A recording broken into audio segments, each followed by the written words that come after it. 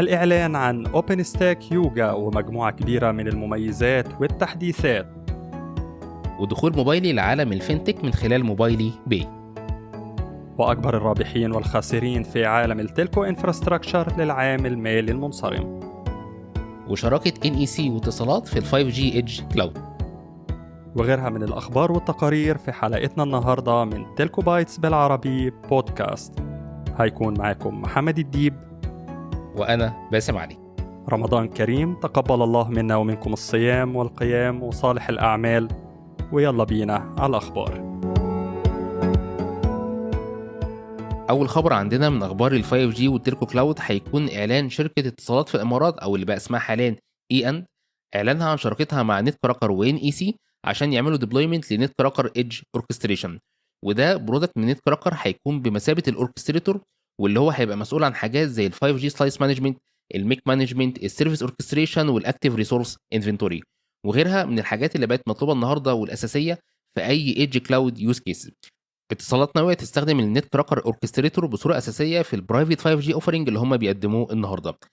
جدير بالذكر ان دي مش اول مره اتصالات تتعاون فيها مع NEC ونت كراكر في الكلاود عامه، فهنلاقي ان هي اختارتها برضه في 2018 عشان تكون البارتنر الرئيسي في التلكو كلاود بروجرام. بالاضافه لكده NEC كان هو ال NAVO في الديبلويمنت دي، وده تم بالاشتراك مع فيندورز ثانيين زي ريد هات وجونيبر وديل. فالشاهد يعني ان شراكه اتصالات مع نت كراكر و NEC ممتده كمان لل 5G كلاود. طيب عشان بس نفهم اليوز كيس اللي اتصالات ناويه تعملها او عامه شكل اليوز كيس في حاله لما بندمج حاجه زي البرايفت 5G مع حاجه تانية زي الميك او المالتي اكسس ايدج كومبيوت. الاول بيبقى عندنا حاجه اسمها الاند تو اند اوركستريتور، وده من اسمه يعني بيبقى مسؤول عن السيرفيس اند تو اند، زي مثلا ان هو بيبقى مسؤول انه يتكلم مع بقيه الاوركستريتورز اللي تحتيه اللي هم بقى المره دي اسمهم دومين اوركستريتور، ويديهم اوردرز عشان يعملوا جزء من السيرفيس اللي طالبها الكاستمر. طيب هم ليه اسمهم هم دومين اوركستريتور؟ ده بسبب ان كل واحد منهم بيبقى مسؤول عن دومين معين جوه السيرفيس بروفايدر. فهنلاقي مثلا على سبيل المثال اوركستريتور مسؤول عن دومين التلكو كلاود، اوركستريتور تاني هتلاقيه مسؤول عن الوان او ان هو مثلا يعمل بروفيجننج للام بي ال اس ال اس بي، والدومين اوركستريتور التالت هتلاقيه ان هو مسؤول عن الموبايل سبيكترم وهكذا. تمام كده. طيب الكوميونيكيشنز ما بين كل الاوركستريتورز دي بيبقى شكلها ازاي؟ اولا لما بيجي ريكويست من الانتربرايز كاستمر ويطلب فيه ان هو يتعمل له امبوردنج لل 5G برايفت كور الخاص بيه، هنلاقي ان الاند تو اند اوركستريتور الخاص بالسيرفيس بروفايدر هو اللي بيستقبل الريكوست ده وبيبدا يترجمه لمجموعه ريكوستات للدومين اوركستريتورز اللي تحتيه. فاول حاجه هيعملها ان هو هيبعت للموبايل اوركستريتور عشان يعمل الوكيت لراديو فريكوانسي جديد يكون خاص بالانتربرايز كاستمر ده، وبعد كده بيبدا يبعت لحاجه زي الان اي في او اللي في التيركو كلاود او اللي في الايدج كلاود عامه عشان يعمل بروفيجننج للكونتينرز الخاصه بال5G كور ابلكيشن، وغالبا الموبايل كور ده بيتعمل له هوستد على ايدج كلاود عشان يحقق اقل ليتنسي ممكنه. برضه الاند تو اند اوركستريتور ممكن يبعت لحاجه زي الوان كنترولر او الاي بي اس دي ان كنترولر على حسب يعني الاسم اللي بيقوله كل فيندور على الاس دي ان الخاص بالوان عشان يعمل بروفيجننج للام بي ال اس ال اس بي، وكمان ممكن يعرف نتورك سلايس جديده فيها ديفينيشن للكواليتي اوف سيرفيس والليتنسي ريكويرمنتس للكاستمر ده.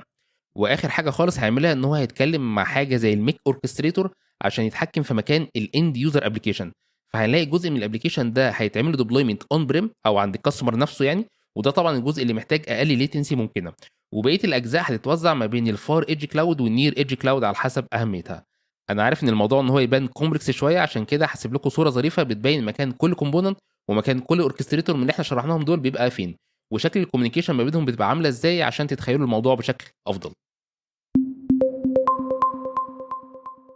في كده مجموعه اخبار سريعه بتتكلم عن اخر اخبار ال 5G ديبلويمنتس حاولنا نجمعها ليكم من اكتر من مكان.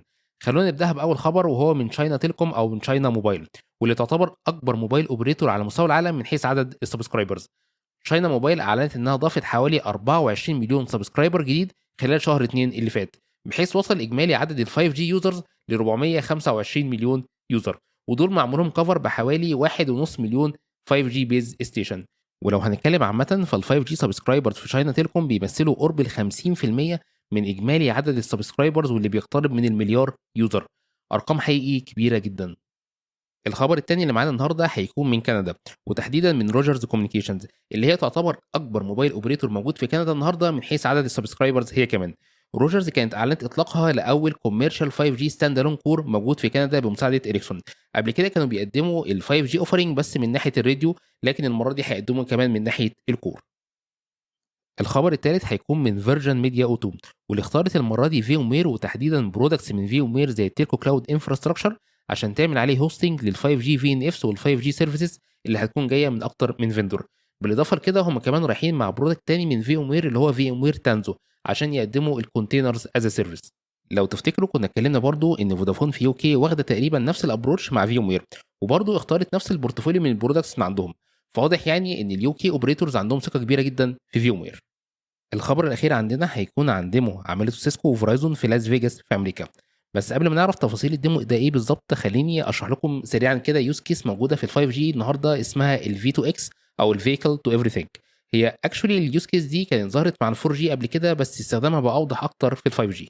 الفي 2 اكس او الفيكل تو ايفريثينج دي ببساطه تكنولوجي بتخلي العربيه تتبادل معلومات وديتا مع كل حاجه من اللي حواليها في الريال تايم. معلومات زي السرعه الحاليه اللي ماشيه بيها، مكانها الحالي، لو الايرباج مثلا فتح في العربيه فعلى طول تبدا تبعت انذار بوجود حادثه محتمله وتشغل اقرب كاميرا من الحادثه دي، وبيزد على طبيعه الحادثه كمان ممكن تكلم الاسعاف على طول. بالاضافه لكده انها ممكن تبعت نوتيفيكيشن لبقيه العربيات ان الطريق ده فيه مشكله عشان يبداوا يتجنبوه. طبعا مش محتاجين نقول ان الليتنسي في كل الحالات اللي احنا قلناها دي لازم تكون اقل حاجه، الملي سكند حرفيا بتفرق في الحالات دي. بالمناسبه لو تاخدوا بالكم جوجل مابس فيها نفس الموضوع ده، انك يعني ممكن تبلغ عن حادثه حصلت او مشكله في الطريق شفتها وانت سايق، بس لازم انت المره دي تدخل البيانات دي بايدك. في الفي 2 اكس او في الفيكل تو ايفريثينج الموضوع بيبقى فولي اوتوميتد والعربيه هي اللي بتبلغ مش انت اللي بتعمل البلاغ ده. بس المشكله هنا بقى في الفي 2 اكس ان عشان الكوميونيكيشن دي تحصل ما بين العربيات محتاجين نحط حاجه اسمها الرود سايت يونتس او الار اس يو، ودي بتبقى فيزيكال ديفايس موجوده على طول الطريق اللي ماشيه فيه العربيات، وبيبقى جواها حاجات مثلا زي انتنا وجي بي اس وممكن كمان سيرفر صغير بحجم 1 يو بيشتغل عليه ايدج ابلكيشن عشان يقدر يعمل لوكال بروسيسنج للداتا اللي جايه له، ومنه يقرر ان هو يبعت نوتيفيكيشن لبقيه العربيات او لا. الار اس يو دي رغم انها مهمه جدا وان هي الكور كومبوننت في الفي 2 اكس يوز كيس، الا انها غاليه ومكلفه، والاوبريتور محتاج عدد كبير منها جدا عشان يقدر يغطي مدينه واحده ان ما كانش طريق واحد بس بيها. عشان كده الديمو اللي عملته سيسكو وفرايزون اللي احنا كنا اتكلمنا عنه في اول خبر ان هم حاولوا يعملوا الار اس يو بس المره دي ان هو يكون فيرتشوال على ايدج كلاود موجوده في فرايزون. الفكره هنا اننا بدل ما يكون عندنا الار اس يو ده هاردوير وموجود على طول الطريق، لا هنخليه سوفت وير المره دي وهيتعمل له ديبلويمنت على اي دبليو اس ويفلنس موجوده على ايدج كلاود موجوده في فرايزون. وعلى حد كلام فرايزون وسيسكو فالليتنسي برضه هتفضل قليله ومش هتتاثر بان الار اس يو بقى فيرتشوال المره دي مش فيزيكال. هسيب لكم وايت بيبر من سيسكو بتشرح تفاصيل اكتر عن الديمو ده، وكمان هتلاقوا في الوايت بيبر دي الارقام اللي قدروا يوصلوا لها من ناحيه الليتنسي. هي ارقام فعلا تبان ان هي ممتازه واعتقد انها هتوفر كتير جدا لفرايزون على اللونج تيرم. ومع الإعلان عن الجنرال افيلابيلتي لأوبن ستاك نيو ريليز الملقب بأوبن ستاك يوجا، واللي يعتبر الريليز رقم 25 لواحد من أشهر الأوبن سورس بروجكتس اللي كان ليها دور كبير في تطور مفهوم الكلاود كومبيوتينج، ويعتبر ضرة تاج مشاريع الأوبن انفرا فاونديشن. الفيرجن الجديد بيجي بمجموعة كبيرة من المزايا والتحديثات، وإن كان أهمها دعم السمارت نيكس والدي بي يوز، ودي ببساطة نتورك كاردز بتعمل أوفلود لبعض أو كل النتوركينج فانكشنز من السيرفر سي بي يو كورز للنيك نفسه، وبكده تقدر تاخد SDN capabilities بثروبوت عالي بيوصل ل 400 جيجا على النيك كارد الواحد في حالة الدي بي يو، من غير ما ده يبقى حمل على السيرفر سي بي يو كورز زي الدي بي دي كي وغيره. وإن شاء الله نعمل حلقة الزتونة مخصوص للسمارت نيك والدي بي يوز وغيرهم والفرق بينهم. تاني ميزة معانا هي الإعلان عن خليفة الداشبورد سيرفيس المسمى هورايزون، واللي استمر لسنين كواجهة موحدة للأوبن ستاك سيرفيسز. الفيرجن الجديد اسمه سكاي لاين، واللي بيجي مبني باستخدام رياكت جافا سكريبت فريمورك، واللي بيدي performance وسكالابيليتي أفضل من الأنجلر فريمورك المستخدم في هورايزون. وهنسيب لكم فيديو من الأوبن انفراستراكشر كونفرنس بيشرح السكاي لاين داشبورد. هو فيديو طويل شوية حوالي 18 دقيقة، بس ممكن تتفرجوا على آخر 5 دقايق اللي فيها الديمو نفسه. تالت ميزة وهي دعم أكبر لكوبرنيتس. طبعا انت هتفكر ازاي دعم لكوبرنيتس، هو مش يا إما أوبن ستاك يا كوبرنيتس؟ أحب أقولك إن في توجه كبير جدا لستاندرد جديد اسمه لوكي أو لينكس أوبن ستاك كوبرنيتس انفرا بروجكت، وده ببساطة توجه قرروا فيه يجيبوا أحسن حاجة من عالم الأوبن ستاك ويدمجوها مع أحسن حاجة من كوبرنيتس، بحيث أننا نبني كوبرنيتس كلاستر على أوبن ستاك انفراستراكشر. جدير بالذكر أن طبقا لأوبن انفرا ف70% من الأوبن ستاك ديبلويمنتس دلوقتي فيها كوبرنيتس كلاسترز، وده لأسباب كتيرة من أهمها السكيورتي واللايف سايكل مانجمنت امبروفمنتس، وشركات كبيرة زي AT&T وتشاينا تيليكوم وسيرن وياهو وغيرهم أخدين التوجه ده. أخيراً فمستقبل الأوبن ستاك اختلفت وتضاربت الآراء فيه. ففي الوقت اللي الأرقام بتقول إن أكتر من 25 مليون كور مانجد بأوبن ستاك بزيادة 15 مليون في آخر سنة بس، هنلاقي إن الزيادة دي كلها جاية من نفس العملاء اللي اوريدي موجودين، وأكتر من 6 مليون منهم جايين من تشاينا تيليكوم بسبب ال 5G infrastructure expansions المهولة اللي شغالين عليها. في رأيي توجه زي لوكي هيضمن استمرارية أوبن ستاك لفترة مش قليلة، واللي خلالها هنشوف هل كوبرنيتس هيتطور للدرجة اللي تديله كل الكابابيلتيز بتاعت أوبن ستاك ويقدر يريبليست بالكلية، ولا الاتنين هيفضلوا يتطوروا وكل منهم يأكسل في نواحي معينة وتفضل علاقاتهم تكاملية. ده اللي هنشوفه في الشهور والسنين الجاية. الخبر الأخير عندنا متعلق بشركة موبايلي في السعودية، والإعلانات عن دخولها مجال الفاينتك أو الفاينانشال تكنولوجي، وده تم عن طريق إطلاقها لخدمة الدفع باستخدام الموبايل تحت اسم موبايلي باي، وهتتم بالتعاون مع بنك البلاد. موبايلي كانت حصلت على الاي والت لايسنس من البنك المركزي السعودي او سما من حوالي اسبوع، واللايسنس دي بتمكنها من انها تقدم خدمات ماليه مختلفه زي خدمات ارسال واستقبال الاموال من داخل وخارج المملكه واصدار بطاقات بنكيه، وكمان تقدر تقدم خدمات دفع مختلف الفواتير سواء للافراد او الشركات. وبكده تكون موبايلي التاني اوبريتور في السعوديه يطلق الخدمه دي بعد اس سي، واللي بتقدم المره دي اس سي باي. اعتقد ان اتجاه الموبايل اوبريتورز ان هم يقدموا خدمات ماليه او فاينتك بالتعاون مع البنوك المحليه بيجي كمحاوله منهم لتنويع مصادر الدخل، خاصه ان هم لقوا نفسهم بيتم دفعهم لانهم يكونوا مجرد ترانسبورت او بايب لاين لسيرفيس ثانيه زي نتفليكس او اليوتيوب، او مجرد اكستنشن لهايبر سكيلرز زي امازون ومايكروسوفت. ومن أخبار ال 5G لأخبار الساسي والسكيورتي، وأول خبر معانا من بالو ألتو واللي أعلنت عن شراكتها مع أمازون، وأخيراً إتاحة الفايروول الخاص بها على AWS Marketplace. بالو ألتو من عمالقة السكيورتي والفايروول الخاص بها في مميزات كبيرة زي استخدامه للإنلاين ديب ليرنينج لاكتشاف الدي زيرو أتاكس والفلنرابيلتيز، واللي بيدي ليفل حماية مش موجود في الطرق التقليدية. الفايروول بيجي بإنتجريتد مع AWS Firewall Manager، وده بيديك قدرة ممتازة على التحكم وconsistent policy management على مختلف ال VPCs اللي انت شغال عليها. وميزة تانية وهي ان الخدمة دي بتسبورت ال APIs وال Terraform templates بحيث انك تقدر تعمل end-to-end workflows. جدير بالذكر ان AWS Marketplace فيه العديد من ال Next Generation Firewall Providers زي Juniper وFortinet وغيرهم، و AWS عندها النيتف فايروول الخاص بيها، وده بالظبط زي انك تقدر تستخدم المايكروسوفت انتي فيروس الخاص بالويندوز، او انك تقدر تحمي جهازك بانتي فيروس اقوى زي كاسبرسكي وغيره، وطبعا لازم تدفع. في الحلقه اللي فاتت من الزتونه كنا اتكلمنا عن تصنيف جديد طلعته جارتنر اسمه ال SSE او السكيور سيرفيس ايدج، وده اركتكتشر او تصنيف جديد بيضم فيه الفيندورز اللي بيقدموا سكيورتي سولوشنز بس من غير نتوركينج سولوشنز او اس دي وان سولوشن.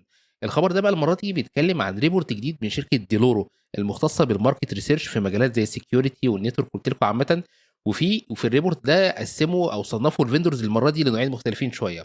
اول نوع اسمه اليونيفايد ساسي فيندورز، وده نوع او كاتيجوري بيضم فيه الفيندورز اللي بيقدموا اس دي وان وسكيورتي فانكشنز مع بعض، بس بشرط انهم يكونوا فولي انتجريتد مع بعض. وتحديدا لازم البرودكت او السولوشن الخاص باليونيفايد ساسي فيندورز يكون فيه 5 حاجات اساسيين اللي هم الاس دي 1، وده طبعا عشان يدي الكونكتيفيتي، الاس جي دبليو، الزد تي ان اي والكاسبي، وخامس حاجه واخرهم هو الكلاود فايرولز. لو عايز تعرف تفاصيل كل كومبوننت من اللي احنا قلناهم دول فممكن ترجع سريعا لحلقه الزتونه، هتلاقونا شارحينها بالتفصيل. عامه يعني الليسته دي من اليونيفايد ساسي فيندورز كان فيها 3 بس، اولهم كان في ام وير، وثانيا فيرسا نتوركس، واخيرا فيندور ثالث اسمه كاتو نتوركس. ودول مجموعه الفيندورز اللي ديلورو ريبورت بيعتبروا ان هم بيقدموا فعلا ساسي سولوشن متكامل سواء من ناحيه السكيورتي او من ناحيه النتورك. الكاتيجوري الثاني اللي موجود في الريبورت اسمه الديس اجريجيتد ساسي سيرفيس، وده باين من اسمه يعني ان هو جواه او بيضموا الفيندورز اللي بيقدموا يا اما نتورك سيرفيس او سكيورتي سيرفيس، او بيقدموا الاثنين مع بعض، بس على الرغم من كده السولوشن بتاعهم مش فولي انتجريتد مع بعض. ودول كانوا صراحه لسه طويله جدا من الفيندورز، حوالي كان عددهم 28، كان فيهم سيسكو وفورتينيت وجونيبر وبالو التو وغيرهم من الفيندورز. وبالو التو تحديدا الريبورت بيتوقع انها تتحول من ديس اجريجيتد كاتيجوري لليونيفايد ساسي في اقرب وقت ممكن، خاصه بعد ما عملوا ميرج السنه اللي فاتت ما بين البريزما اكسس والبريزما اس دي 1، ودول كانوا السكيورتي والنتورك برودكتس من بالو التو على الترتيب، وسموهم بريزما ساسي. هنسيب لكم لينك للريبورت ده في الديسكريبشن عشان برضو هتلاقوا فيه تفاصيل اكتر عن الماركت المتوقع لكل كاتيجوري من اللي احنا اتكلمنا عليهم دول. ونختم بتقرير لطيف من MTN Consulting واللي بيوضح التغيرات في الماركت شير سواء كان بالسلب أو بالإيجاب لكبرى شركات الاتصالات في عالم التلكو انفراستراكشر، واللي كان الرابح الأكبر فيها سيسكو سيستمز بزيادة 0.7%، ويجي وراها سامسونج ومايكروسوفت 0.3%، أمازون، ديل، كورنينج 0.2%، وZTE 0.1%. وبعد كده تيجي الشركات اللي حصل لها لوس في الماركت شير، واللي طبعا كان على رأسها هواوي بخسارة 1.5%، ثم نوكيا 0.4%، ثم إريكسون 0.2%.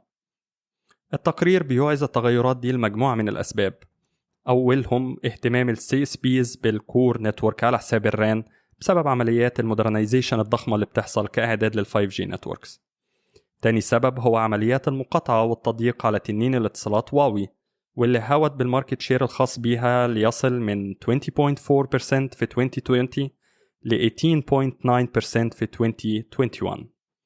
ثالث سبب وهو اعتمادية شبكات ال 5G على الكلاود نيتيف اركتكتشر، وده اللي خلى الاعتماد على AWS وآجور وVMware زي ما وضحنا في أخبار كتيرة قبل كده يزيد بصورة كبيرة، وده اللي بان في أرقام الماركت شير الخاص بيها.